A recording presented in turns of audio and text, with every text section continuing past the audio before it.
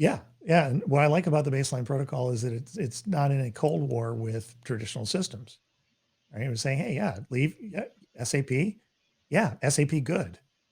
SAP on baseline even better because then you can be sure that your SAP system not only tells you what you think you know about your relationships with other people, but you can verifiably know that they also know what you know on a record by record basis with really good compartmentalization, right? Now you have access controls.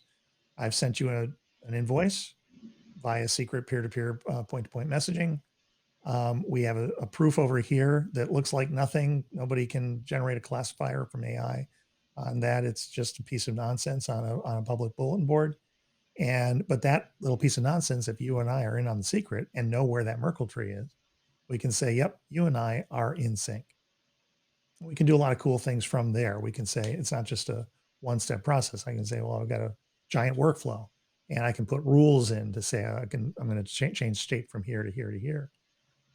This purchase, this RFP generates or leads to this master service agreement that leads to this purchase order that leads ultimately to this invoice, this dispute resolution, all these things. These inventory changes, all that you can start to build really interesting workflows that have integrity, but where like if you and I are in workflows step number 25, we may not even know that there is a work step number 9 or who's in it.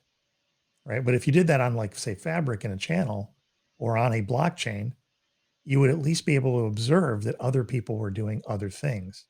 And just the observation of the changes to the machine could give you a lot of intel about what's going on outside of your purview. But with baselining, not so much. There's just really there's no information.